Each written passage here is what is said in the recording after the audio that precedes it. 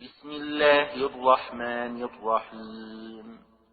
قد سمع الله قول التي تجادلك في زوجها وتشتكي إلى الله والله يسمع تحاوركما إن الله سميع بصير.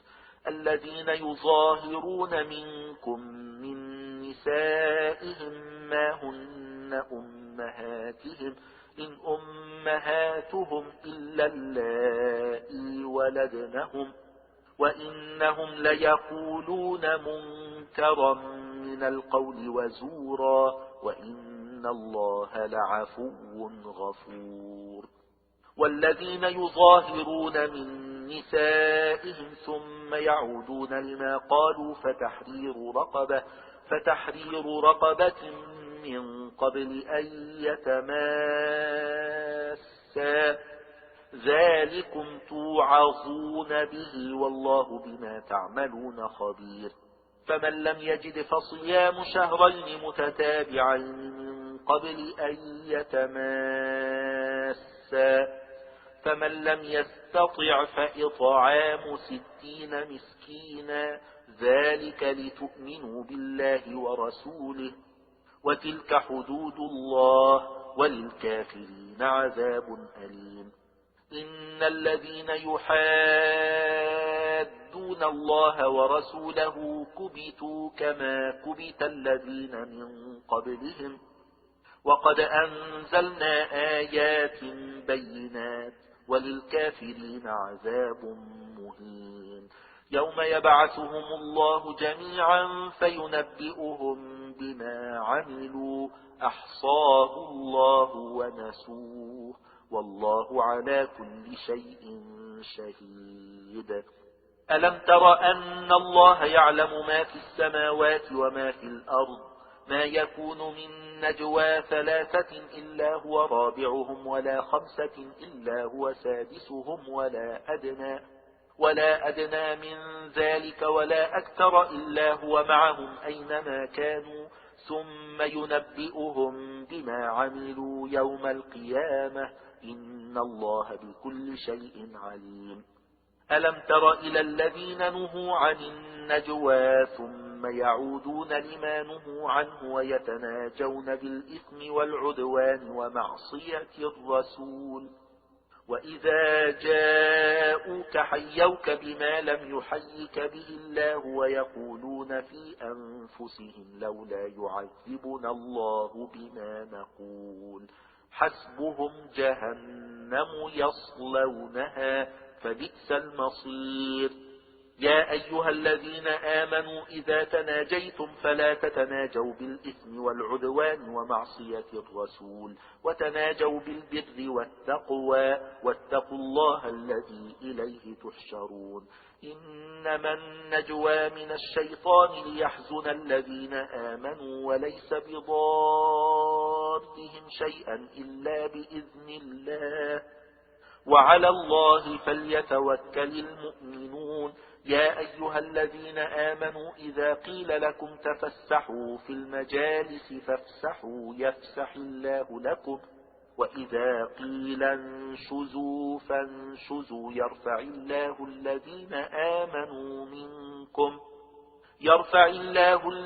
آمنوا منكم والذين أوتوا العلم درجات والله بما تعملون خبير. يا أيها الذين آمنوا إذا ناجيتم الرسول فقدموا بين يدي نجواكم صدقة ذلك خير لكم وأطهر فإن لم تجدوا فإن الله غفور رحيم. أأشفقتم أن تقدموا بين يدي نجواكم صدقات فإذ لم تفعلوا وتاب الله عليكم فأقيموا الصلاة وآتوا الزكاة وأطيعوا الله ورسوله والله خبير بما تعملون. ألم تر إلى الذين تولوا قوما غضب الله عليهم ما هم منكم ولا منهم ويحلفون على الكذب وهم يعلمون أعد الله لهم عذابا شديدا إنهم ساء ما كانوا يعملون. اتخذوا أيمانهم جنة فصدوا وصدوا عن سبيل الله فلهم عذاب مهين لن تغني عنهم أموالهم ولا أولادهم من الله شيئا أولئك أصحاب النار هم فيها خالدون يوم يبعثهم الله جميعا فيحلفون له كما يحلفون لكم ويحسبون أنهم على شيء ألا إنهم هم الكاذبون استحوذ عليهم الشيطان فأنساهم ذكر الله أولئك حزب الشيطان ألا إن حزب الشيطان هم الخاسرون إن الذين يحادون الله ورسوله أولئك في الأذلين كتب الله لأغلبن أنا ورسلي إن الله قوي عزيز لا تجد قوما يؤمنون بالله واليوم الآخر يوادون من حاد الله ورسوله ولو كانوا آباءهم أو أبناءهم أو إخوانهم أو عشيرتهم أولئك كتب في قلوبهم الإيمان وأيدهم بروح منه ويدخلهم جنات تجري من تحتها الأنهار خالدين فيها رضي الله عنهم ورضوا عنه أولئك حزب الله ألا إن حزب الله هم المفلحون.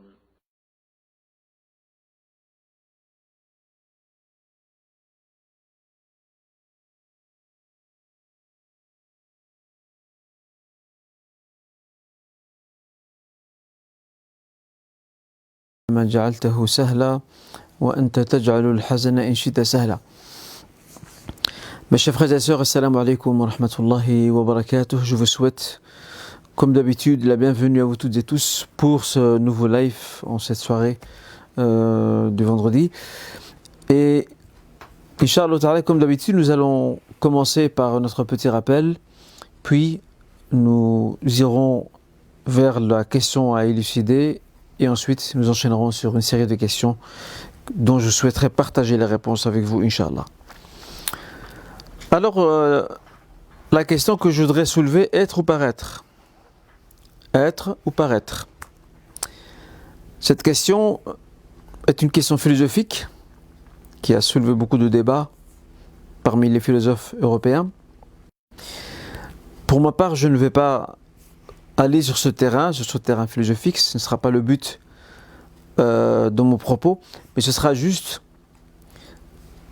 l'objectif sera juste de souligner malheureusement ce passage vers lequel nous sommes allés, vers lequel nous avons transité de l'être au paraître. De l'être, de soi, de nos personnes, avec nos qualités, nos défauts, avec nos réussites, nos échecs, avec nos sensibilités propres, avec notre histoire, notre trajectoire, et d'autres qui ont choisi d'aller vers le paraître, rechercher absolument la reconnaissance, être accepté par autrui, se faire une place au soleil à côté d'autres qui nous auraient précédés. Cette problématique, mes chers frères et sœurs, est très présente aujourd'hui dans nos sociétés modernes. Nous avons, hélas, ce phénomène sociétal qui consiste à vouloir absolument se faire reconnaître, quel que soit le milieu. Qu'il s'agisse d'un milieu religieux, ou d'un milieu sociétal tout court, ou d'un milieu entrepreneurial, autrement dit professionnel, etc., etc. La personne ne se sent bien que si elle est reconnue. La personne ne se sent intégrée que si elle est reconnue. La personne ne se sent utile que si elle est reconnue. Que si on lui étale le tapis sur lequel elle va marcher et rejoindre le groupe. Mais c'est là que le bas blesse. Parce que la chose la plus importante qui doit être à nos yeux, c'est de recentrer notre regard non pas sur les gens, sur leur reconnaissance, mais recentrer sur notre regard, pas seulement sur ce qui est important, mais sur ce qu'attend exactement notre Seigneur de nous. C'est faire cette introspection, c'est revenir sur soi-même, c'est fortifier nos positions, c'est colmater nos brèches, nous améliorer dans le quotidien, en faisant abstraction de ce qui nous entoure. Parce qu'au moment de la mort, mes chers frères et sœurs, toute cette reconnaissance que nous avons bâtie au fil des années et des décennies, cette reconnaissance ne nous sera d'aucune utilité. Elle ne nous servira absolument à rien. En revanche, celui qui se présente auprès de son Seigneur avec un cœur saint sera du nombre de celles et ceux qui auront réussi. Il sera heureux et gagnant. Et permettez-moi, mes chers frères et sœurs, de lever un coin de voile d'un hadith dans lequel le messager sallallahu alayhi wa sallam dit, rapporté par Muslim, Inna Allah la yanzuru ila suwarikum wa la ila ajsamikum wa lakin yanzuru ila qulubikum wa a'malikum. Dieu ne regarde pas, n'observe pas, ne prête pas attention à vos apparences et à vos physiques. Mais Dieu s'intéresse, Allah Azza wa Jal s'intéresse à vos cœurs et à vos actes. C'est le plus important. Dans l'œuvre que signe l'homme, l'être humain, dans cette vie d'ici-bas, le plus important, c'est ce que signent ses deux mains, comme œuvre utile, qui lui sera plus que bénéfique lorsqu'il rejoindra l'autre rive. Et ça nous rappelle, mes chers frères et sœurs, qu'il n'y a pas de réforme possible de l'individu sans retour sur soi. Il n'y a pas de possibilité de gravir les échelons de la piété, de la vertu, de la spiritualité si le croyant ne se pose pas les bonnes questions, des questions qui ne le préoccupent que lui-même. Des questions qui ne le préoccupent que lui-même, chacun connaissant mieux sa situation que quiconque autre, chacun connaissant les secrets que cachent son cœur et son âme. Et là, je me permets de, sans aucune hésitation, de rebondir sur un autre hadith prophétique aussi très intéressant, qui devrait aussi nous éclairer. Et vous comprendrez pourquoi le recentrage sur soi est important dans le cheminement spirituel. Parce qu'on le voit aujourd'hui, les gens ont besoin d'être reconnus par les autres. Ce qui fait que leurs actes et leurs œuvres ne sont plus vraiment sincères. Et s'ils n'obtiennent pas ce qu'ils veulent, eh bien, ce qu'ils affichaient hier, ils l'abandonneront aujourd'hui. Ce qu'ils affichent aujourd'hui, ils l'abandonneront demain. Dans ce hadith, le prophète sallallahu alayhi wa sallam dit Inna Allah ta'ala yuhibbu kulla abdin taqiyyin ghaniyyin khafiyyin. Dieu aime tout serviteur qui est pieux, on va y revenir, qui se suffit à lui-même, et troisièmement, qui est discret, khafi. Regardez comment le prophète sallallahu alayhi wa sallam a résumé parfaitement les paramètres qui comptent le plus aux yeux de Dieu dans ce regard qu'il porte sur l'homme. Al-taqwa, al-ghina, al-khafa'. Al-taqwa, la piété, al-ghina, la suffisance, et troisièmement, al-khafa', la discrétion. C'est ainsi qu'il faut la traduire ici. Et la taqwa, la piété auquel fait référence ce hadith, c'est avant tout la piété du cœur. Parce qu'une personne peut poser des actes de piété dans son quotidien, dans son cheminement. Le problème, c'est que ces actes que la personne pose, ces actes sont trahis par son cœur même, qui lui ne suit pas ces actions-là. Son cœur ne correspond pas à cette œuvre qu'il est en train d'afficher au grand public. Une personne peut être assidue dans sa prière, elle peut être investie dans sa foi, mais elle a un cœur malade. Elle a un cœur miné par le vice, par la jalousie, par l'ostentation et par bien d'autres maux dont elle doit soigner absolument. Donc, taqwa al-qalb, la piété, c'est avant tout la piété du cœur. C'est avant tout la piété du cœur. C'est pour cette raison que lorsque le messager sallam a parlé de la piété, il dit Ala wa inna taqwa hahuna. La piété se trouve ici. Et il vise du bout de son doigt sa poitrine. Une manière d'indiquer que tout ce que vous posez dans votre quotidien, quand bien même en apparence, cela s'apparente à des actes de vertu, à des actes de piété, de spiritualité, mais ils n'auront aucune valeur s'ils n'émanent pas réellement de ce cœur qui est habité par la piété. Et ça, je me souviens, durant les années 90, beaucoup de nos jeunes revenaient, garçons et filles, revenaient vers une certaine pratique religieuse. Bien sûr, sans porter de jugement, mais il s'avère que quelquefois, je ne veux pas dire souvent, quelquefois, cette pratique religieuse, cette assiduité, en fait, elle était souvent accompagnée d'un besoin de reconnaissance. Autant pour la sœur que pour le frère. Un besoin d'intégrer un groupe, de suivre un mouvement. Et quand je parle de mouvement, je ne parle pas de mouvement politique ou idéologique, mais d'une mode, d'un courant.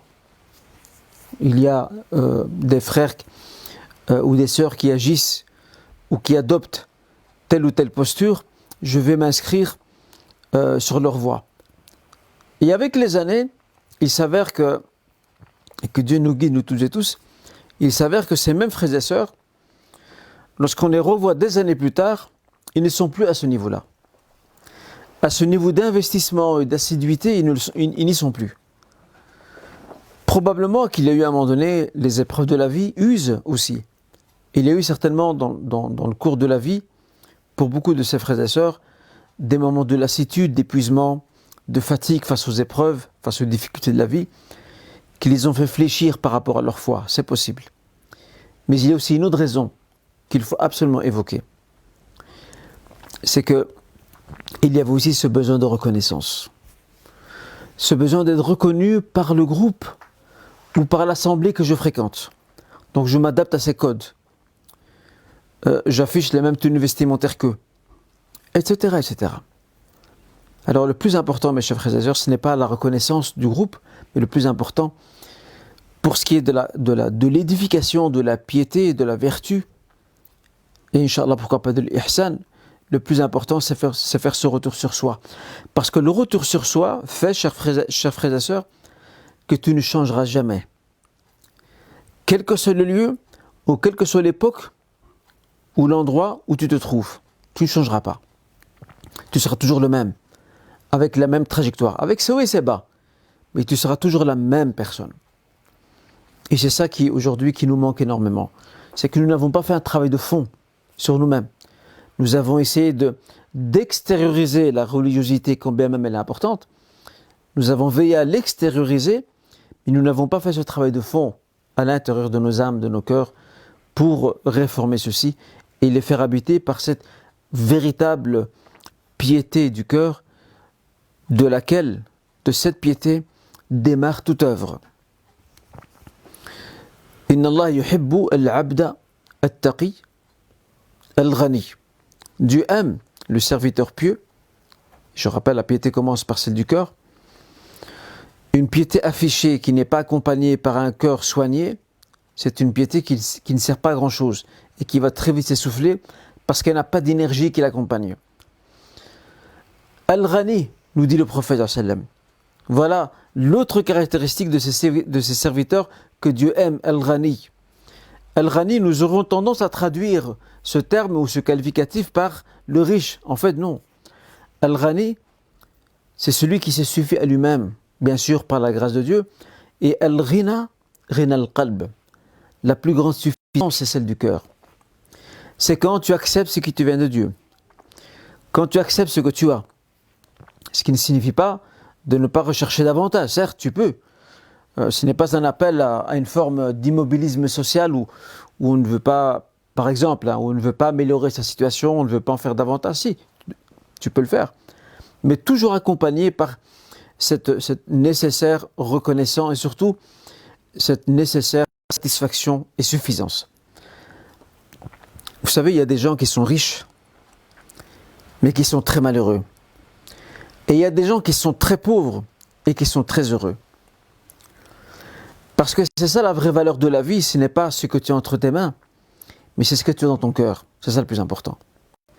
Il y a des gens qui vivent toute leur vie dans la privation, mais ceci ne les a pas empêchés d'être heureux, d'être bien, dans leur peau, dans leur âme. Tandis que d'autres ont vécu dans l'opulence et la richesse, mais en même temps, celle-ci, cette opulence et cette richesse, ne leur ont apporté que tristesse, amertume et angoisse. Je ne dis pas que la richesse est synonyme d'angoisse, mais malheureusement, quelquefois, la richesse, l'opulence se prête quelquefois à l'angoisse, à la tristesse. Parce que la personne, en fait, elle a tout ce qu'il faut, mais elle n'a toujours pas de paix intérieure. Et c'est ça le plus important, c'est la paix intérieure qui est le plus important. Et c'est ce que nous, on doit rechercher aujourd'hui. Al-ghina ghina al-qalb. La suffisance, c'est la suffisance du cœur. Puis, le messager de dire, sallallahu alayhi wa sallam, dans la suite du dernier qualificatif, il dit Al-khafi. Al-khafi, le discret. Et c'est intéressant parce que lorsque le prophète sallallahu alayhi wa sallam nous apprend que le Seigneur aime le serviteur discret est à l'opposé, et de manière radicale, il est à l'opposé, à l'antipode de celui qui cherche à paraître, de celui qui cherche à être reconnu, de celui qui cherche sa place dans le tissu social. S'il obtient sa place, il est ce qu'il est. S'il ne l'obtient pas, il revient à ses vieilles habitudes. Al-Khafi. Et Al-Khafi, mes chers frères et sœurs, nous délivre un autre enseignement important. Cette discrétion que Dieu aime chez le serviteur nous apprend cet enseignement qui est fondamental, qui est le suivant. L'essentiel aux yeux de Dieu, ce n'est pas d'être célèbre. Le plus important, c'est d'être reconnu par Dieu, par Allah Azza wa Jal. C'est que Dieu apprend à connaître les siens. C'est ça le plus important. Il y a des gens qui quittent ce bas monde et que personne n'a connu, à part leur entourage proche. Mais en même temps, en quittant ce bas monde, ces mêmes personnes, elles sont parties avec un avantage que beaucoup de ces notoriétés de ce bas monde n'ont pas et n'auront probablement pas. C'est qu'elles sont parties en ayant gagné la plus grande et la plus sublime et ultime reconnaissance qui est celle de Dieu. C'est la seule qui compte. Donc veillons, mes chers frères et sœurs, à nous faire reconnaître par Dieu et pas par nos semblables. Parce que tout ce qui est autour de nous est éphémère. Le Seigneur, dans le Coran, qu'est-ce qu'il nous apprend? Il dit « Kullu man alayha fan ». Tout ce qui est sur la surface de la terre est appelé à disparaître et à s'effacer. À partir du moment où je prends conscience de cela, je ne peux que me remettre entre les mains de celui qui m'a créé et celui vers lequel je vais retourner. Je ne cherche pas de satisfaction, je ne cherche pas de reconnaissance des gens. Si Dieu seul, si Allah Azza wa Jal seul me reconnaît, c'est ma plus grande joie. L'imam Ahmad ibn Hanbal, qui pourtant, regardez, ce savant de l'islam, c'est non seulement une sommité, mais il a accédé à la notoriété éternelle. Il est décédé en l'an 242 de l'Hégire. Nous sommes aujourd'hui en 1442. Je vous laisse calculer le nombre d'années depuis son décès. Et il est encore aujourd'hui connu au même titre que les autres savants et imams illustres de la Ummah. Mais ce qui est intéressant, c'est que l'imam Ahmed n'aimait pas se faire reconnaître. Et lorsqu'on lui faisait des éloges en sa présence dans une assemblée, qu'est-ce qu'il disait? il n'avait de cesse de répéter cette même phrase qui est devenue son leitmotiv. Nahnu qawmun masakin. Nous ne sommes que des gens simples, humbles. Et subhanallah, cette belle parole que disait l'imam Ahmed ibn Nahnu qawmun masakin, eh bien c'est exactement ce que disait le prophète sallallahu alayhi wa sallam, et ce par quoi il a invoqué son Seigneur dans ce hadith. Il disait Allahumma ahyini miskinan wa amitni miskinan wa hshurni fi zumratil masakin. Ô Seigneur, fais-moi vivre humble, simple, fais-moi mourir dans l'humilité et la simplicité, et ressuscite-moi du nombre des gens simples et humbles. Et ici, miskin n'est pas synonyme de pauvreté, de celui qui est dépourvu, de celui qui est fauché. Al-maskana ici, al-maskana, c'est la simplicité ultime. C'est être simple, c'est de ne pas attacher beaucoup d'importance aux choses éphémères qui nous entourent. Le plus important, c'est de pouvoir jouir de la satisfaction, ar-rida, de la satisfaction de celui qui nous a créés. C'est le plus important. Donc je rappelle ces trois qualificatifs importants et fondamentaux qui soulignent les vrais paramètres du regard divin, et surtout qui mettent en exergue cet amour du Seigneur pour ses serviteurs, ou du moins pour ceux qui remplissent ces trois qualités: la piété et taqwa, deuxièmement al-ghina, la suffisance du cœur, et troisièmement al-khafa, la discrétion.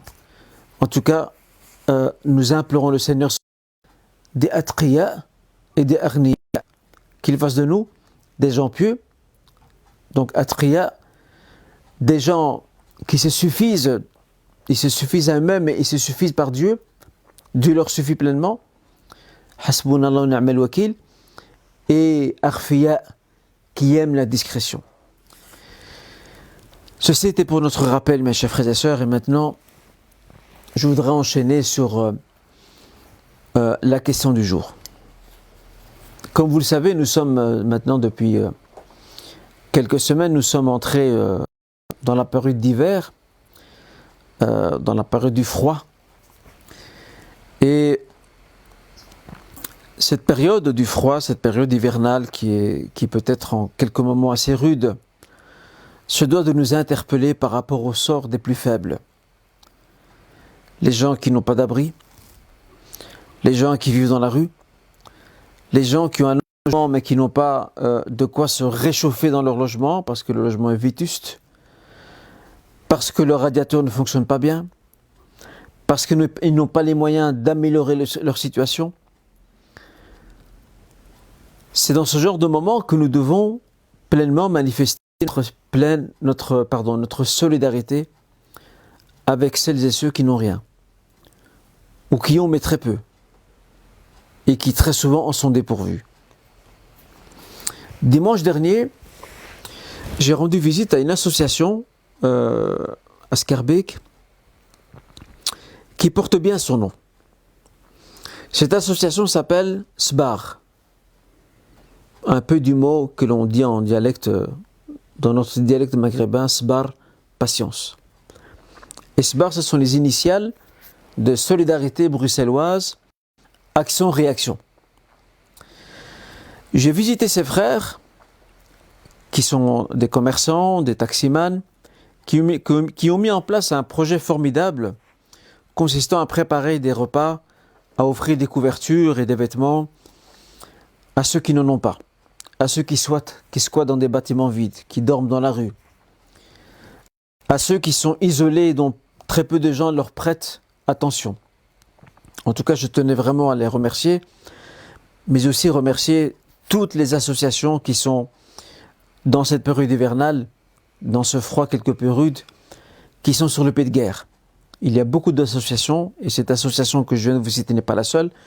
Il y a beaucoup d'autres associations bruxelloises, belges de manière générale, qui travaillent de manière active, de façon investie, pour prêter main forte. Et je voudrais vous transmettre un message de la part de ces frères à qui j'ai rendu visite et qui m'ont fait découvrir leurs différents projets. Ce ne sont pas les moyens qui leur manquent. parce que la communauté et la société demeurent malgré tout très généreuses. Ce qui leur manque surtout, c'est des bras, des bénévoles qui puissent les aider, parce que, et surtout maintenant avec le Covid, avec le confinement, avec la crise socio-économique, etc., il y a beaucoup de gens qui se sont retrouvés dans la précarité. Et ces frères me disaient, dans leur exposé, et dans l'échange que j'ai eu avec eux dimanche passé, ils me disaient que la pauvreté a explosé. Déjà qu'elle était dans un état critique avant l'apparition de cette pandémie, mais depuis que cette pandémie s'est maintenue jusqu'à aujourd'hui, les chiffres ont explosé et les cas sont de plus en plus nombreux. Et ils sont débordés. Ils sont débordés de demandes et d'attentes. Et ils essaient au grand maximum de couvrir le plus qu'ils peuvent les différentes requêtes, demandes et sollicitations qui leur sont adressées. Et là, je voudrais faire un appel à mes frères et sœurs. Cet appel, je souhaiterais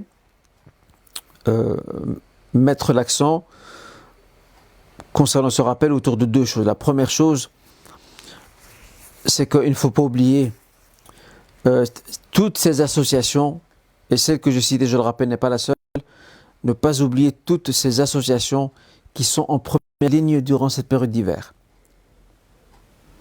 Donc si vous pouvez leur donner soit l'aumône, le sadaqa, ou leur donner des vêtements, à condition que les vêtements bien sûr soient des vêtements en bon état, parce que hélas c'est triste, mais quand je discute avec mes frères de l'association Karama Solidarité d'exemple qui m'évoquent, et d'autres, ce n'est pas les seuls qui m'évoquent le fait qu'il y a des gens qui offrent des vêtements mais qui sont tout déchirés, qu'on ne peut même pas porter sur soi. Je trouve ça dommage, vraiment très dommage, hélas d'avoir un tel dédain pour cette aumône qui est faite sous forme de vêtements. Des couvertures également éventuellement pour pouvoir aider ces gens qui vivent dans des endroits très précaires, que ce soit des lieux inhabités ou encore même malheureusement sur le trottoir. Donc, et en même temps aussi, l'autre chose ou l'autre point sur lequel je souhaiterais mettre l'accent, dans cette interpellation que je vous fais au nom de ces frères responsables de cette association, et certainement les autres associations qui travaillent sur le terrain doivent avoir les mêmes attentes, c'est que s'il y a des frères et sœurs qui sont bénévoles disponibles pour donner un petit coup de main, ces mains et ces bras sont les bienvenus. En tout cas, je tenais vraiment à faire passer ce message, parce que voilà, il y a une sonnette d'alarme qui a été tirée par cette association et d'autres.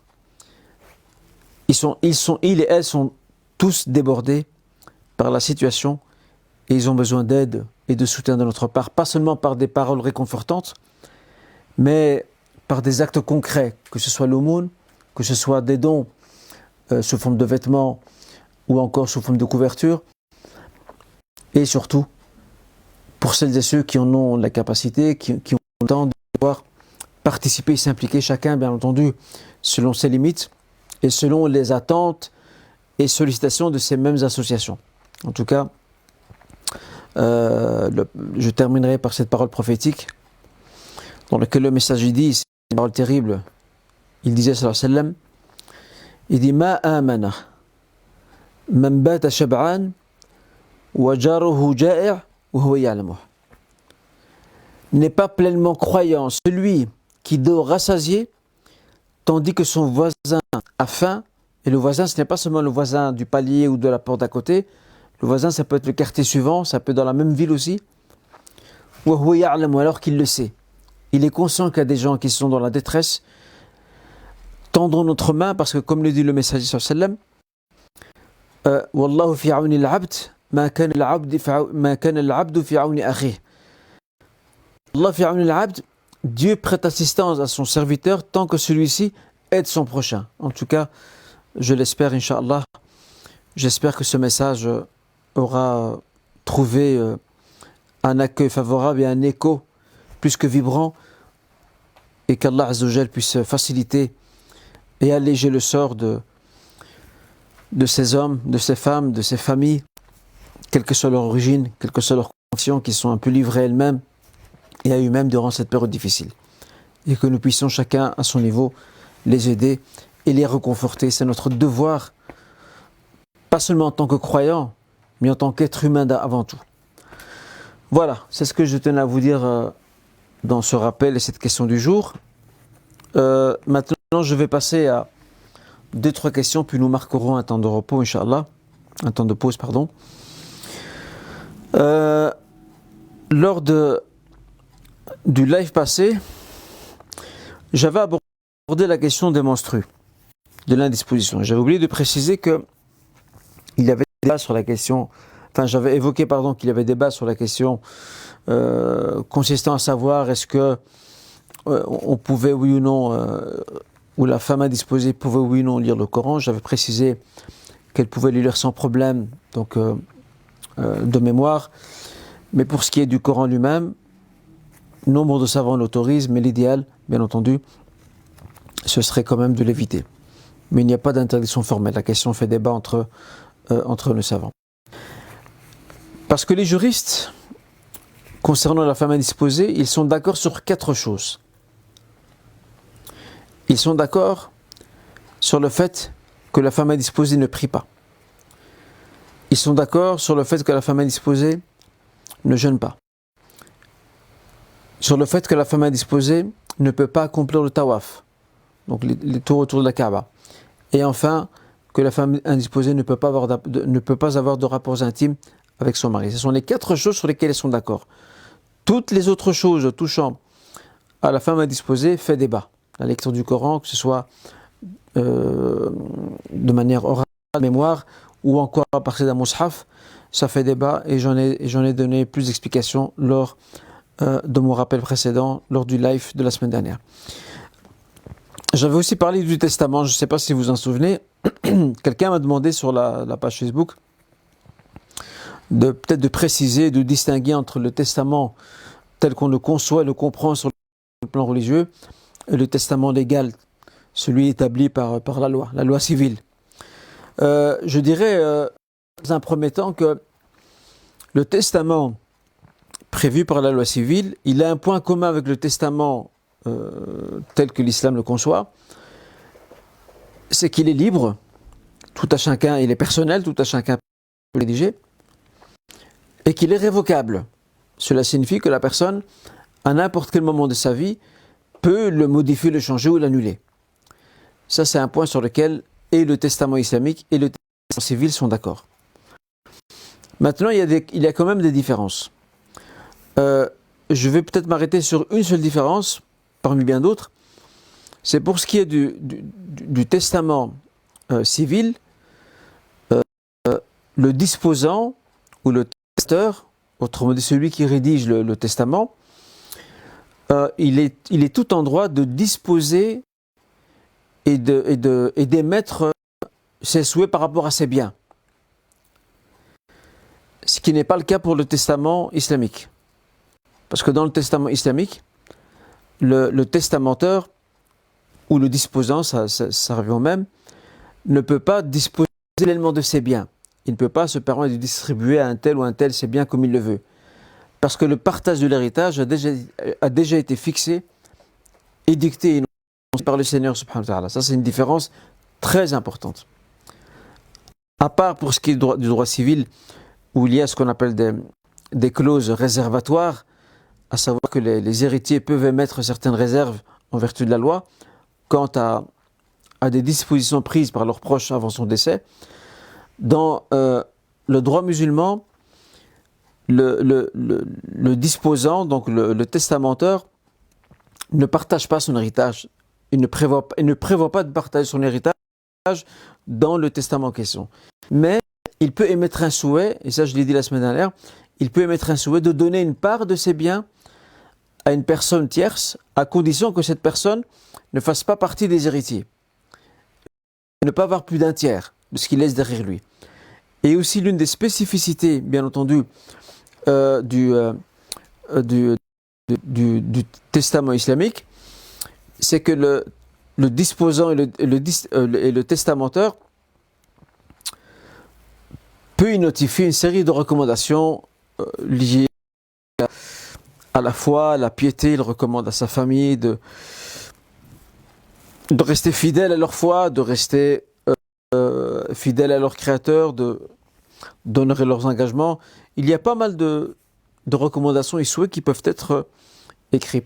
Et une autre aussi différence quand on parle de testament, entre le testament civil, ou plutôt entre celui qui est civil et celui qui est islamique, c'est que le testament islamique peut être aussi oral, alors que le testament civil il est écrit. Le testament islamique peut être oral. Il peut être oral, mais en faisant très attention, parce que ce n'est pas tout testament oral qui est nécessairement admis. Surtout s'il y a conflit d'intérêts. Je prends un exemple. Quand vous avez un jeune qui dit, par exemple, après la mort de son père, qui dit, mon père, au moment où il était malade, il m'a dit, oui, cette maison, tu peux la prendre, c'est la tienne. Ça, ce n'est pas recevable. Pourquoi ce n'est pas recevable? Parce qu'il y a conflit d'intérêts. Parce que ce fils est un héritier aussi. Donc il a aussi un intérêt dans cet héritage qui va être partagé. Donc faire très attention, et je l'ai expliqué lors de notre dernier live, il y a malheureusement, et c'est souvent par méconnaissance, il y a beaucoup d'erreurs qui sont très fâcheuses et qui sont très catastrophiques en termes de relation familiale que commettent certains parents lorsqu'ils font leurs recommandations. Donc je pense qu'il faut bien se renseigner quant à ce qu'on peut faire et ce qu'on ne peut pas faire lorsque l'on veut soit notifier ou signifier oralement un testament ou des dernières volontés.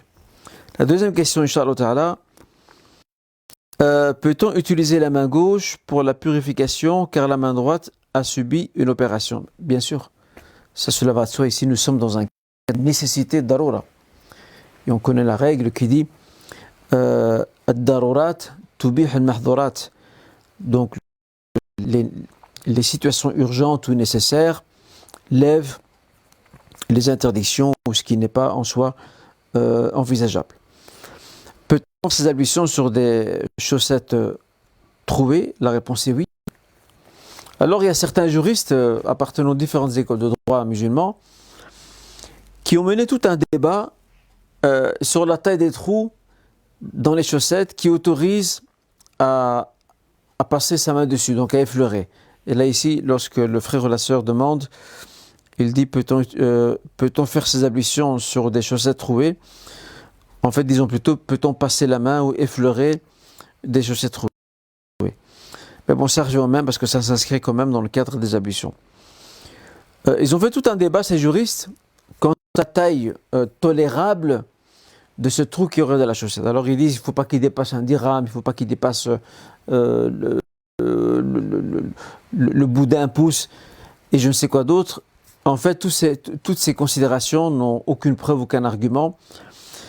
Et comme le disent certains savants, ils disent qu'à l'époque du prophète sallam, il y avait des compagnons pauvres qui n'avaient pas beaucoup de moyens et certainement ils avaient aussi des chaussons et des chaussettes qui étaient trouées, certainement. Mais vu que le prophète n'a apporté aucune précision là-dessus, on reste sur la règle générale qui est la permission d'effleurer, de passer sur ces chaussettes, quand bien même elles seraient trouées. Bismillahirrahmanirrahim.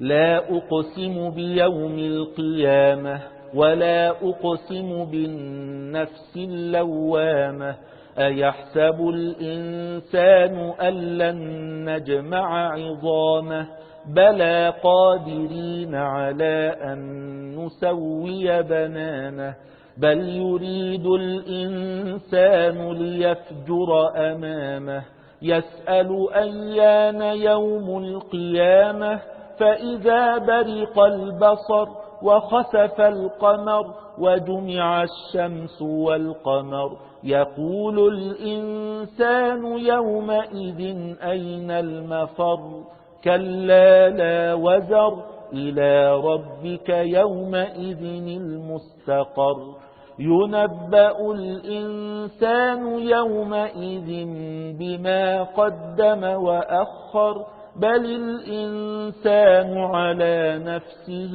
بصيرة ولو ألقى معاذيره لا تحرك به لسانك لتعجل به إن علينا جمعه وقرآنه فإذا قرأناه فاتبع قرآنه ثم إن علينا بيانه كلا بل تحبون العاجلة وتذرون الآخرة وجوه يومئذ ناظرة إلى ربها ناظرة ووجوه يومئذ باسرة تظن أن يفعل بها فاقرة كلا إذا بلغت التراقي وقيل من راق وظن أنه الفراق والتفت الساق بالساق إلى ربك يومئذ المساق فلا صدق ولا صلى ولكن كذب وتولى ثم ذهب إلى أهله يتمطى أولى لك فأولى ثم أولى لك فأولى أيحسب الإنسان أن يترك سدى ألم يك نطفة من مني يمنى ثم كان علقة فخلق فسوى فجعل منه الزوجين الذكر والأنثى أليس ذلك بقادر على أن يحيي الموتى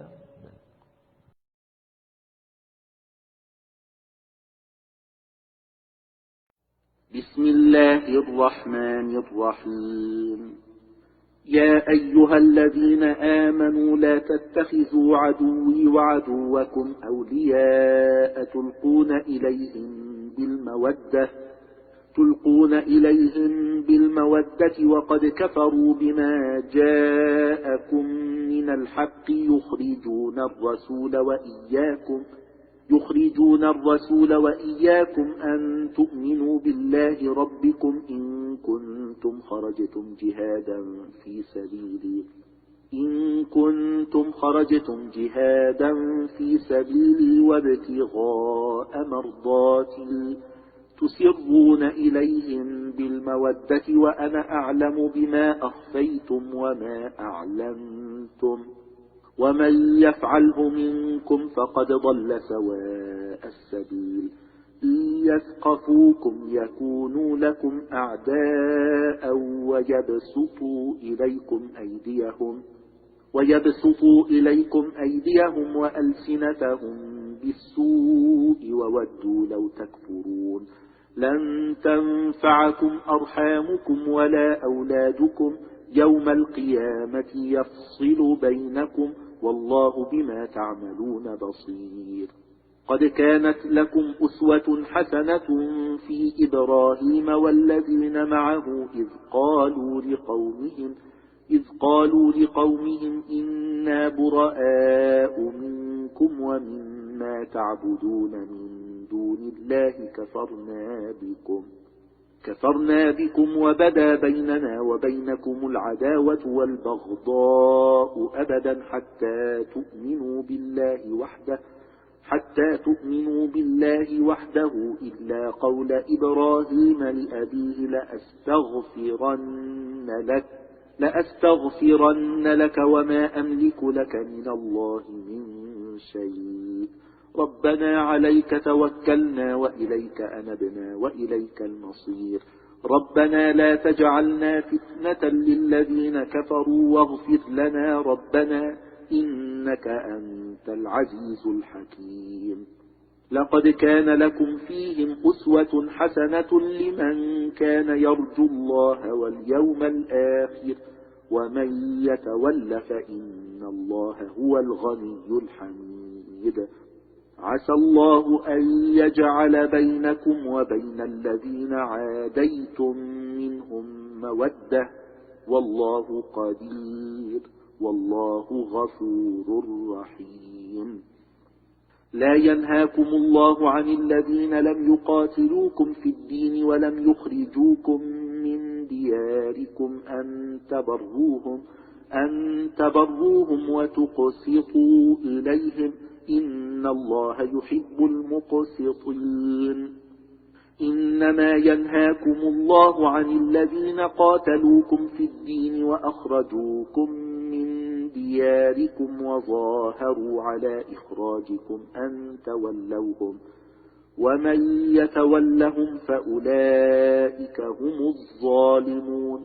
يا أيها الذين آمنوا إذا جاءكم المؤمنات مهاجرات فامتحنوهن الله أعلم بإيمانهن فإن علمتموهن مؤمنات فلا ترجعوهن إلى الكفار لا هن حل لهم ولا هم يحلون لهن وآتوهم ما أنفقوا ولا جناح عليكم أن تنكحوهن إذا آتيتموهن أجورهن ولا تمسكوا بعصم الكوافر واسألوا ما أنفقتم وليسألوا ما أنفقوا ذلكم حكم الله يحكم بينكم والله عليم حكيم.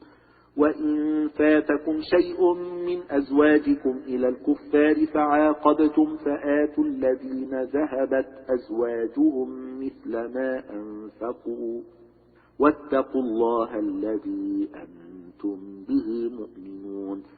يا أيها النبي إذا جاءك المؤمنات يبايعنك على أن لا يشركن بالله شيئا ولا يسرقن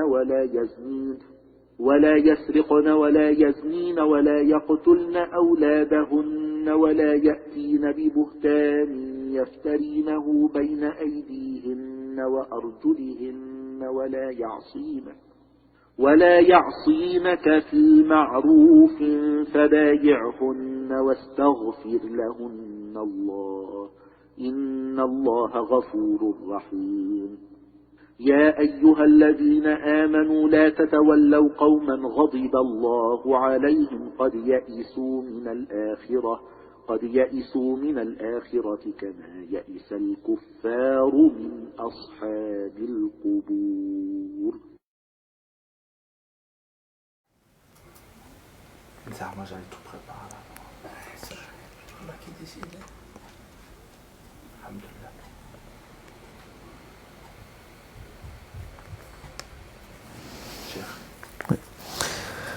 Très bien, bismillah ar-Rahman ar-Rahim, alhamdulillah, wassalatu wassalam ala rasulillah, wa ala alihi wa sahbihi wa min wala. Je vous souhaite à vous toutes et tous la bienvenue pour la suite de notre live, Inch'Allah. Et je me permets aussi de rappeler à nos frères et sœurs de ne pas oublier de vous abonner à notre page Facebook, de manière à ce que vous puissiez recevoir des notifications quand il y a l'une ou l'autre publication, Inch'Allah, qui seront faites ou qui sera faite ultérieurement. Barakallahu fikum. La question suivante, pourriez-vous nous dire de quel nombre sont ou combien y a-t-il de prières surrogatoires et à quel moment doit-on les accomplir? Les nawafil, j'en avais touché un mot il y a 2 semaines de cela. Il y a plusieurs types de prières surrogatoires. Il y a des surrogatoires qui sont ponctuelles, on appelle sunan ratiba, je vais en parler maintenant.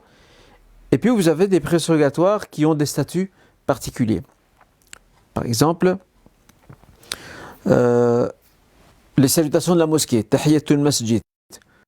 C'est une sunna fortement recommandée lorsqu'on entre dans une mosquée. Ça, c'est une nafila.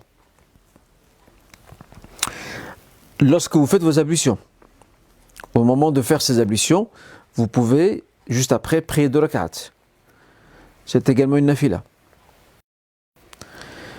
Puis nous avons aussi ces fameuses prières surrogatoires qui sont ponctuelles, qui ponctuent toute la journée, et sont au nombre de 12.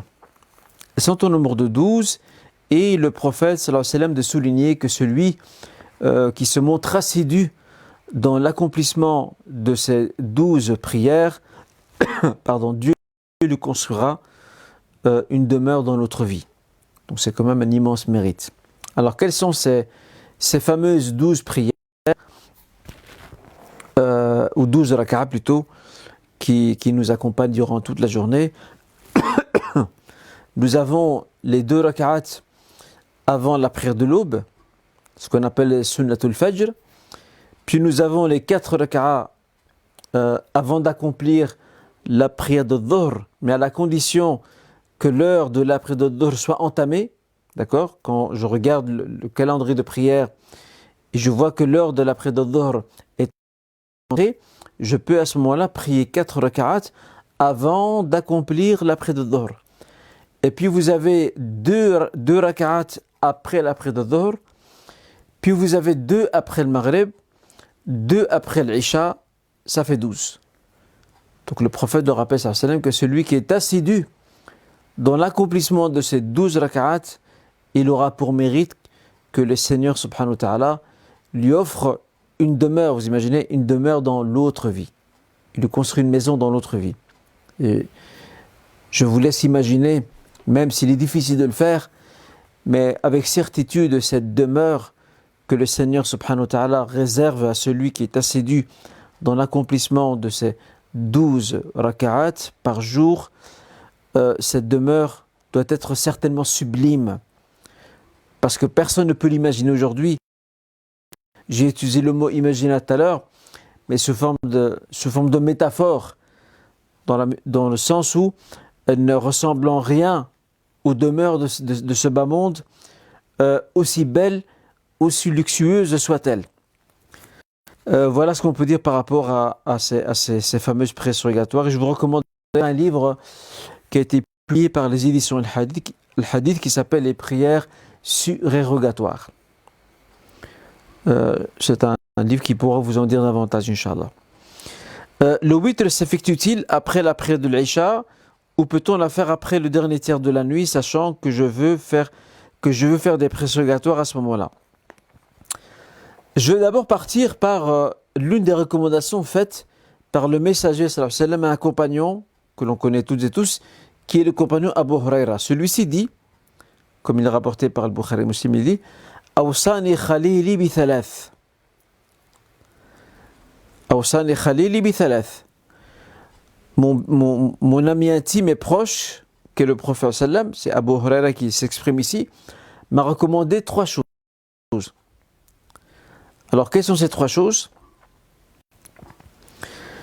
Il a cité dans celle-ci Siyami thalath ayyam min kulli shahr. Jeûner 3 jours de chaque mois. Il s'agit de ces fameux jours de pleine lune, ce qu'on appelle Ayyam al-Bid, le 13, 14 et 15 du calendrier hégirien. Ok? Wa an utira qabla an anam. Et que j'accomplisse le witr avant de dormir. Maintenant, une personne peut-elle reporter l'accomplissement de cette prière de witr qui clôture donc ses prières? Nous dirons oui. Si la personne sait qu'elle ne va pas se lever avant l'aube pour prier quelques rak'at, dans ce cas, il est plus prudent pour elle de prier le witr avant d'aller dormir. Cependant, si elle a cette intention et qu'elle s'y prépare pour pouvoir se réveiller un peu avant et accomplir quelques rak'at, elle peut sans aucun souci reporter cette prière impaire et la faire avant, bien sûr, l'entrée dans le dernier tiers de la nuit et avant l'entrée de la prière de l'aube. Maintenant, la question qui se pose, imaginons qu'une personne n'avait pas l'intention de prier la nuit, dans le dernier tiers de la nuit, de prier quelques rak'at avant la prière de l'aube, et qu'elle a accompli la prière de l'witr, puis elle s'en est allée dormir, et du coup elle s'est quand même réveillée avant. Peut-elle malgré tout prier quelques rak'at? La réponse est oui. Alors qu'en est-il de l'witr? Il n'y aura pas de witr à ce moment-là. Cela signifie que sa prière de la nuit se terminera par une prière qui est paire et pas impaire. Dernier point, toujours lié à l'witr. Qu'en est-il d'une personne qui a oublié de prier le witr, que ce soit avant d'aller dormir ou avant la prière de l'aube, qui a oublié, est-elle redevable de cette prière de witr? La réponse est oui. La réponse est oui. Après, il y a débat entre les juristes.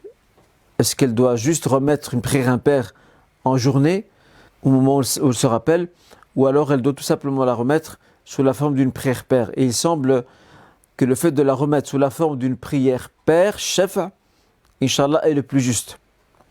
Parce que le witr est propre à la nuit. Le witr conclut toute prière nocturne. Voilà ce qu'on peut dire par rapport à cette question. Doit-on dire dans nos invocations pendant nos prosternations, Allah accorde-moi le paradis ou accorde-nous le paradis? Il n'y a pas de règle à ce niveau-là. On peut très bien invoquer pour nous-mêmes cette demeure éternelle, tout comme on peut aussi la demander à celles et ceux qui sont autour de nous, et alterner entre ces deux formules sans aucun souci. Il n'y a pas de préférence. Le prophète sallallahu alayhi wa sallam nous conseille de dormir du côté droit. Pouvez-vous nous dire les bienfaits? Et en cas de fibromyalgie, je vais y arriver, du côté droit. La fibromyalgie, ce sont des douleurs musculaires et ossateuses. D'accord? C'est ça la fibromyalgie. Et en cas de fibromyalgie du côté droit, sur quel côté est-il préférable de dormir? On va commencer également depuis le début par cette parole prophétique. Le prophète sallam dit Ida ata ahadukum madja'ah, si l'un d'entre vous se rend vers son lit pour dormir, falyatawadda wudu'ahu lis-salah, qu'il accomplisse ses ablutions comme s'il allait prier. Walyattaji' ala shiqqihi al-ayman, et qu'il se couche du côté droit lorsqu'il va dormir. Quels sont les bienfaits? Le premier bienfait, c'est bien sûr de répondre et obtempérer à la demande prophétique. Il n'y a pas de meilleur bienfait que ça. C'est que je connaisse la sagesse qu'il y a derrière cette demande ou non. À partir du moment où le messager sallallahu alayhi wa sallam me l'a demandé et que l'information est fondée, je ne peux être que convaincu qu'il y a un très grand bien derrière tout cela.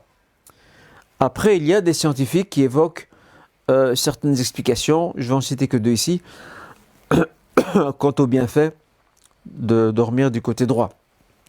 Alors le premier bienfait qu'ils évoquent est le suivant. Ils disent que lorsque l'on dort du côté droit, on met moins de pression sur le cœur, donc on allège quelque part notre cœur, parce que le cœur, vous savez, il est du côté gauche. Et vu que nous sommes du côté droit, on l'allège quelque peu. D'accord, on lui met moins de pression. Ça, c'est la première explication donnée. La deuxième explication donnée par certains scientifiques contemporains, ils affirment que cette posture évite ou atténue, du moins, ce qu'on appelle les reflux gastriques. Il y a des gens qui ont beaucoup de remontées d'acide de l'estomac. Semble-t-il, selon l'explication qu'avancent ces scientifiques, le fait de dormir du côté droit évite ou atténue ce phénomène. Wallahu ta'ala alam. Mais le plus important en termes de bienfaits, c'est que le prophète nous l'a demandé, et nous, par amour pour Dieu et pour lui, nous suivons ses pas dans cette direction.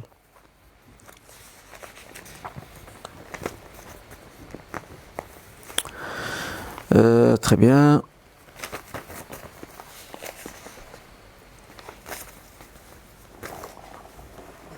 Les filles qui n'ont pas jeûné les jours de rattrapage pendant un certain nombre d'années, doivent-elles les refaire ou payer une somme, donc une compensation, ou juste les rattraper et faire tauba?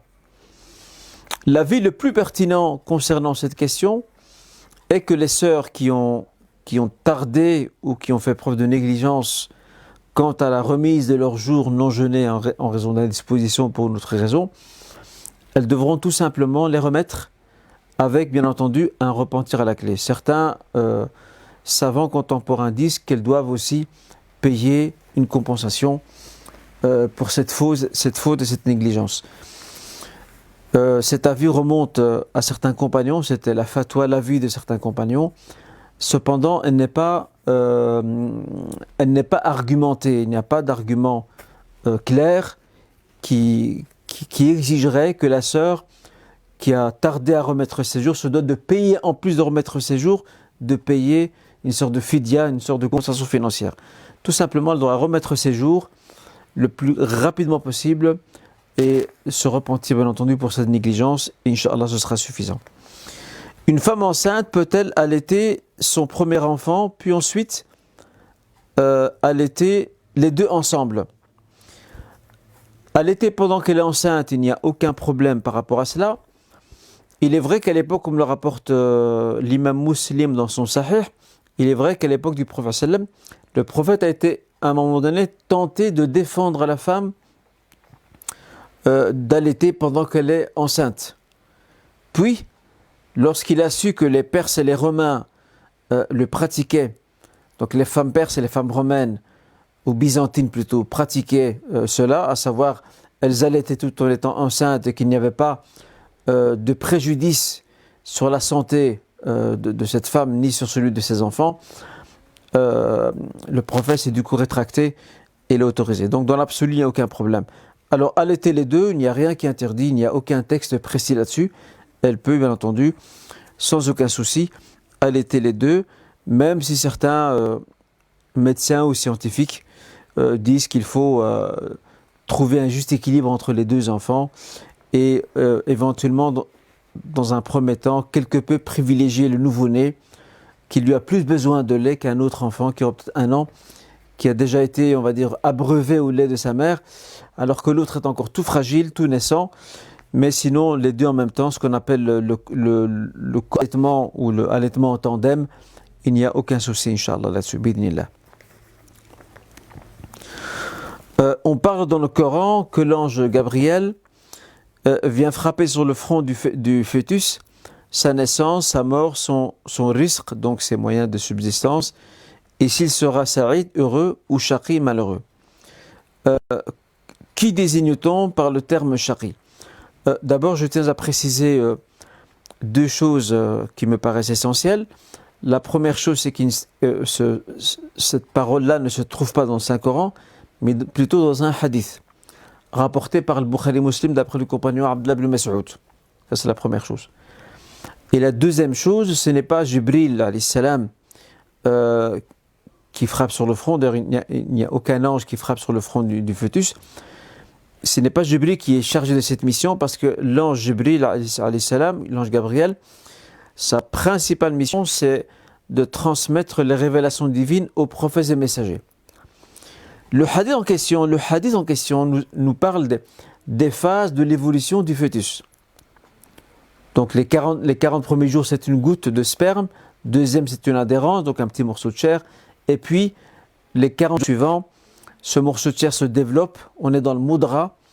Et c'est à ce moment-là que le Seigneur, comme le dit le Prophète sallam, ثم يرسل إليه الملك فينفخ فيه الروح ويؤمر بأربع كلمات. Ensuite, Dieu envoie un ange qui soufflera l'âme dans la poitrine de ce fœtus en train de se constituer et lui édictera donc quatre mots ou quatre choses très importantes. Le premier, c'est بِكَتْبِ رِزْقِهِ وَأَجَلِهِ وَعَمَلِهِ وَشَقِيٌّ أَوْ سَعِيدٌ.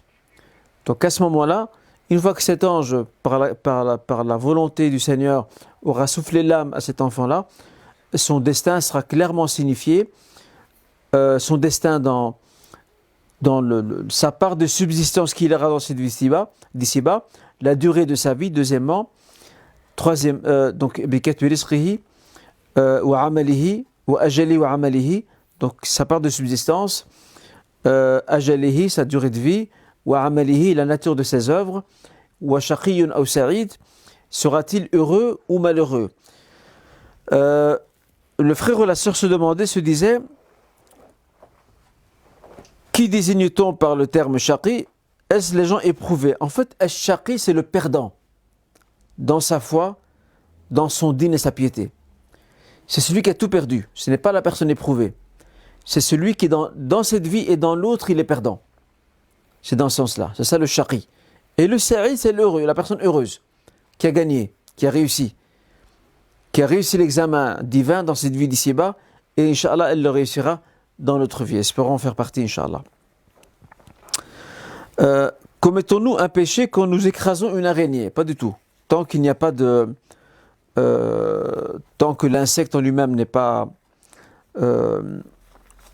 comment dirais-je, qu'on ne porte pas, qu'on ne maltraite pas cet insecte en le brûlant ou en pratiquant quelques méthodes, qu'elles soient, pouvant nuire à cet insecte. Non, si on le tue tout simplement, sans plus que cela. Donc on n'a pas à le brûler ou à jeter dessus de l'acide. Ça, on ne peut pas faire ça. On ne peut pas faire souffrir les animaux. En aucun cas. Peut-on religieusement faire des FIV? FIV, c'est la fécondation in vitro, donc des aides à la procréation. La réponse est oui, tant que cela se passe entre l'homme et la femme. Donc on fait appel au spermatozoïde de l'homme et à l'ovule de la femme, du même couple.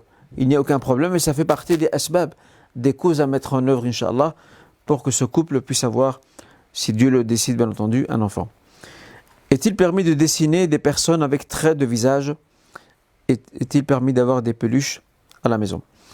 Bien entendu, pour ce qui est de dessiner, l'islam a une position très sensible sur la question du dessin, surtout si ce dessin est le dessin d'un être, d'une créature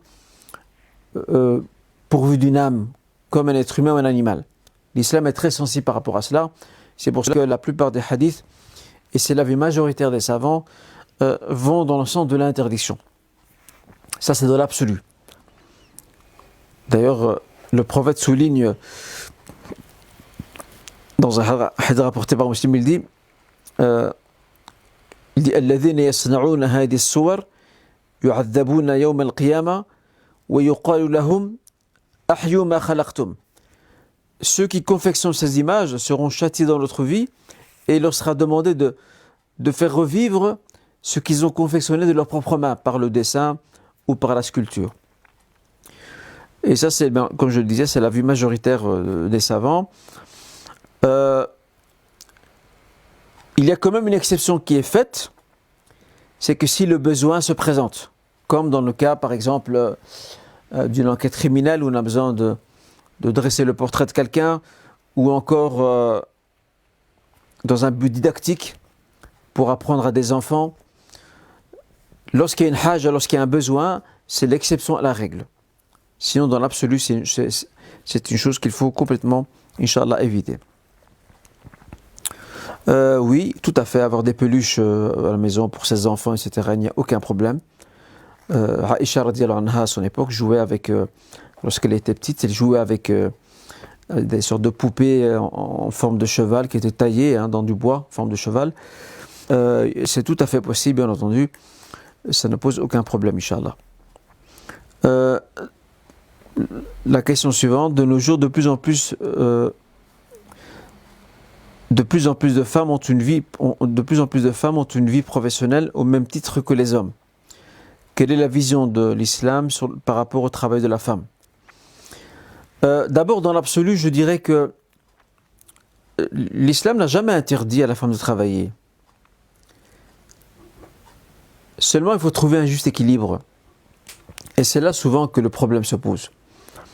Trouver un équilibre entre ses engagements socio-professionnels, sa vie de couple et surtout sa vie de famille, à savoir l'éducation de ses enfants qui sont pour nous une amana, un dépôt, une responsabilité face à Dieu. Parce que si le but c'est de gagner un maximum d'argent, ou peut-être même d'améliorer sa situation, d'avoir un certain confort, mais qu'à côté de ça on passe près de l'essentiel, qui est l'éducation et la bonne éducation des enfants, ma foi, j'ai envie de me poser la question, à quoi servira cette situation confortable acquise et conquise, et à quoi serviront ces masses financières ou ces capitaux que nous aurions amassés? Pas grand-chose, hélas. Donc il faut trouver un juste équilibre à ce niveau-là pour que le foyer ne soit pas impacté par ce rôle extérieur que joue la femme en raison de ses compétences, de ses études, etc. Mais sinon, on ne peut pas, dans l'absolu, il n'y a rien qui interdit à la femme de pouvoir travailler. C'est vrai qu'aujourd'hui, dans la société dans laquelle on vit, nous sommes devenus des producteurs-consommateurs. C'est triste, hommes et femmes. Des producteurs-consommateurs. L'homme, certes, on peut comprendre qu'il travaille, les femmes aussi sont encouragées à travailler, mais quelquefois au détriment de choses qui sont très importantes. Donc c'est une question d'équilibre à trouver, et la réussite, bien sûr, ne provient que du Seigneur. D'ailleurs, la sœur complétait sa réponse ici en disant « Le modèle traditionnel est-il plus propice à l'équilibre du foyer ?» Ben justement, c'est de ça qu'on parlait maintenant, c'est de trouver ce juste équilibre entre nos engagements et responsabilités professionnelles et nos engagements et responsabilités conjugaux et familiaux. Trouver un juste milieu, parce que le matériel, on l'a dit là tout à l'heure, le matériel peut apporter du bonheur, mais pas tout le bonheur. Parce que si c'est pour gâcher l'éducation et passer à côté de ses responsabilités, parce qu'on veut gagner plus ou parce qu'on veut améliorer son train de vie, la santé ne dure jamais longtemps. Toute personne est appelée un jour à faiblir, à fléchir. Si nous n'avons pas nos enfants autour de nous, nous n'avons pas le fruit de nos efforts et de nos sacrifices sous nos yeux, ce ne seront pas ces capitaux et ces masses financières pour lesquelles nous avons travaillé dur. Ce ne sont pas eux qui vont nous ramener et qui vont consolider la cohésion et l'unité familiale. Et malheureusement, on le voit dans beaucoup de foyers où des sœurs n'arrivent pas à trouver le juste milieu entre leur travail et le fait justement de mener une vie familiale et conjugale qui soit la plus saine et la plus équilibrée possible. Voilà ce qu'on peut dire par rapport à ça.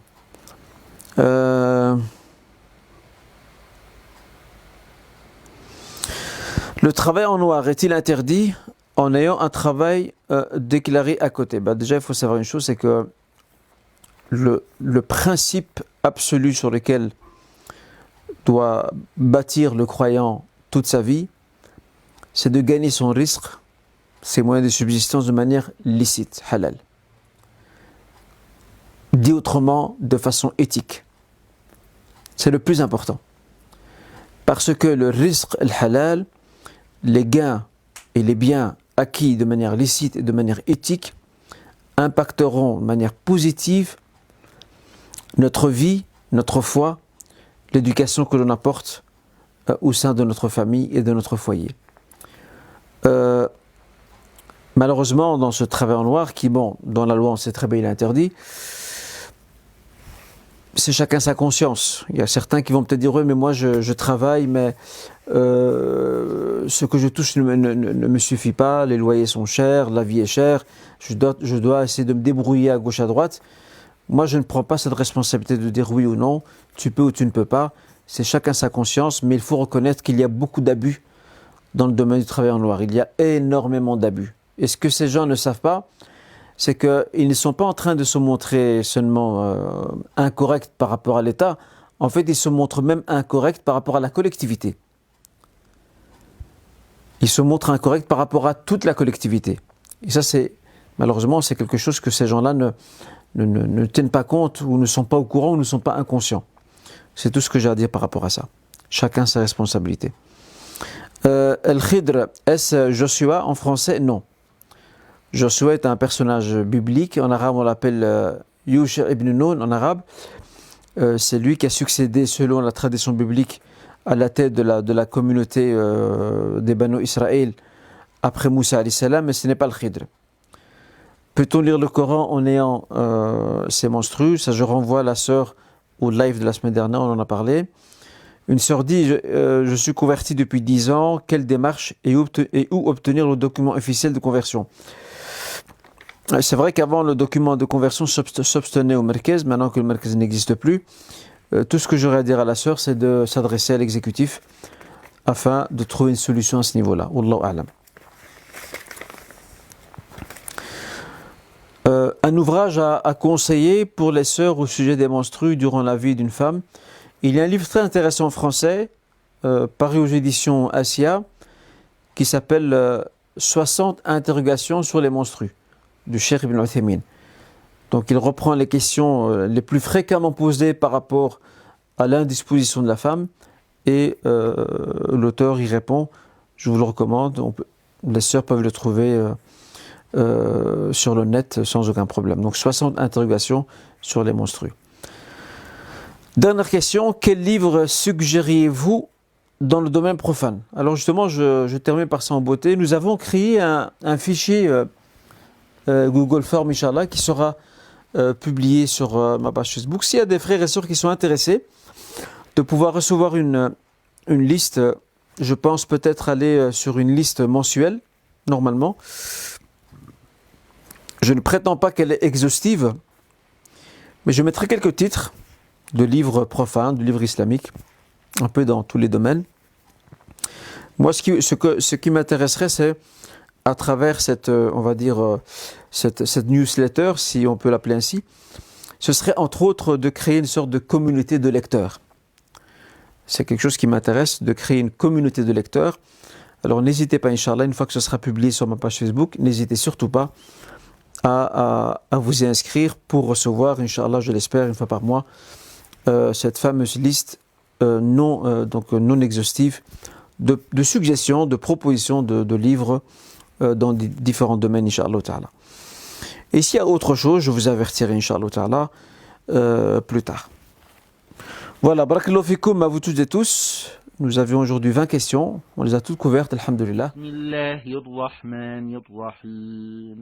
لا أقسم بيوم القيامة ولا أقسم بالنفس اللوامة أيحسب الإنسان أن لن نجمع عظامه بلى قادرين على أن نسوي بنانه بل يريد الإنسان ليفجر أمامه يسأل أيان يوم القيامة فإذا برق البصر وخسف القمر وجمع الشمس والقمر يقول الإنسان يومئذ أين المفر كلا لا وزر إلى ربك يومئذ المستقر ينبأ الإنسان يومئذ بما قدم وأخر بل الإنسان على نفسه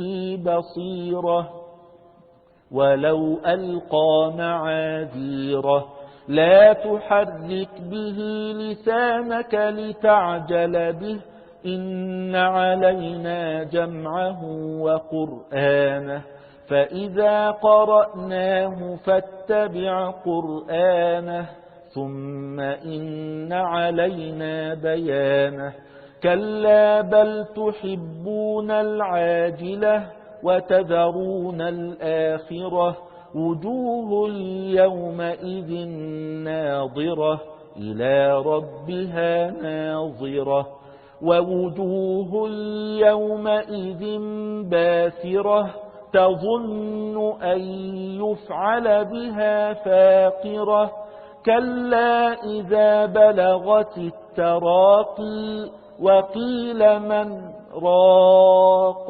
وظن أنه الفراق والتفت الساق بالساق إلى ربك يومئذ المساق فلا صدق ولا صلى ولكن كذب وتولى ثم ذهب إلى أهله يتمطى أولى لك فأولى ثم أولى لك فأولى أيحسب الإنسان أن يترك سدى ألم يك نطفة من مني يمنى ثم كان علقة فخلق فسوى فجعل منه الزوجين الذكر والأنثى أليس ذلك بقادر